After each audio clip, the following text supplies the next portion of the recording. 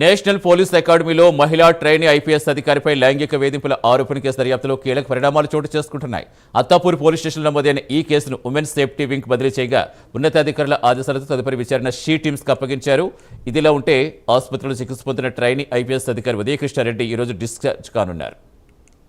పూర్తి సమాచారం ఇచ్చేందుకు మా కరెస్పాండెంట్ కుమార్ చెప్తారు. కుమార్, రోజుకు ఒక విషయం వెలుగు చూస్తుంది. అసలు ఏంటి? ఒకవైపు ఉదయకృష్ణారెడ్డి ఒక విధంగా చెప్తున్నారు, మరొక వైపు విచారణలో మరో విధంగా వాస్తవాలు బయటకు వస్తున్నాయి. అసలు ఏం జరుగుతోంది? ప్రస్తుతం అప్డేట్స్ ఏంటి?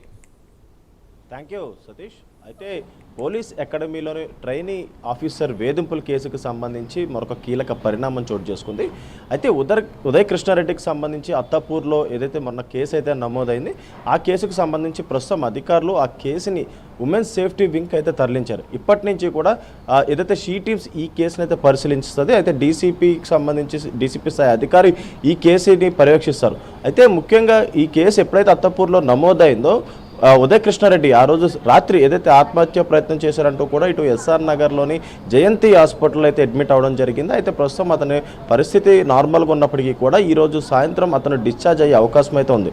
ముఖ్యంగా ఈ కేసుకు సంబంధించి రోజుకు ఒక కోణం బయటకు వస్తుందని చెప్పొచ్చు. మొదటగా ఏదైతే ఒక ట్రైనీ ఆఫీసర్ ఏదైతే తనను ఉదయకృష్ణారెడ్డి అతి కిరాతకంగా వేధిస్తున్నాడంటూ కూడా అత్తాపూర్ పిఎస్లోని టెక్నికల్ ఎవిడెన్స్, వాట్సాప్ చాట్స్, అలాగే అక్కడ ఉన్న సీసీటీవీ ఫుటేజ్ ఆధారంగా ఏదైతే కేసు అయితే నమోదైంది. అయితే ఆ తర్వాత ఉదయకృష్ణారెడ్డి కూడా ఒక సూసైడ్ నోట్ కూడా రాయడం జరిగింది. అయితే ఆ ట్రైనీ ఉమెన్ ఐపీఎస్ ఆఫీసర్ ఎవరైతే ఉన్నారో ఆమెకి అలాగే ఉదయకృష్ణారెడ్డికి 1 సంవత్సర కాలం నుంచి కూడా రిలేషన్షిప్లో ఉన్నాం. అయితే తనకు పెళ్ళయిందని దూరం పెట్టినప్పటికీ కూడా తన రూమ్ దగ్గరకు వచ్చి డోర్ కొట్టింది. ఆ మొత్తం అవన్నీ కూడా విత్ ప్రూఫ్స్ అని తన దగ్గర ఉన్న ఒక ఫోన్లు అయితే ఉన్నాయంటూ కూడా ఆయన ఒక సూసైడ్ లెటర్ కూడా రాయడం జరిగింది. ముఖ్యంగా ఆమె తనను బలవంతం పెట్టడం వల్లే ఆ వీడియో తీసి తన భర్తకు పంపించానంటూ కూడా ఉదయకృష్ణారెడ్డి తన సూసైడ్ లెటర్లో కూడా రాయడం జరిగింది. అయితే ప్రస్తుతం ఆ సూసైడ్ లెటర్ను కూడా పోలీసులు ప్రస్తుతం స్వాధీనం చేసుకున్నారు. దానిపై కూడా విచారణ అయితే చేపడుతున్నారు. అయితే ఉదయకృష్ణారెడ్డి ఏదైతే హాస్పిటల్ నుంచి డిశ్చార్జ్ అయిన తర్వాత ఉదయకృష్ణారెడ్డి స్టేట్మెంట్ కూడా పోలీసులు రికార్డ్ చేయనున్నారు. మొత్తానికి పోలీస్ అకాడమీలోని ఏదైతే ఉదయకృష్ణారెడ్డి ఇప్పటికే సస్పెండ్ కూడా అవడం జరిగింది. ముఖ్యంగా ఒక టీం కూడా దీనికి సంబంధించి పూర్తిగా అక్కడ ఉన్న ఆధారాలన్నీ కూడా సేకరించి ఉదయకృష్ణారెడ్డిని సస్పెండ్ చేయడం జరిగింది.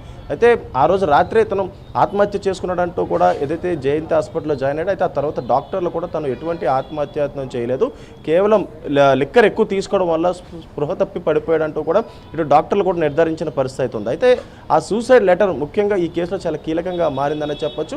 అయితే ప్రస్తుతం ఈ కేసు మొత్తం ఉమెన్ సేఫ్టీ వింగ్కి బదిలీ చేశారు కాబట్టి డీసీపీ స్థాయి అధికారి దీనిపై పూర్తిగా విచారణ చేపడతారు.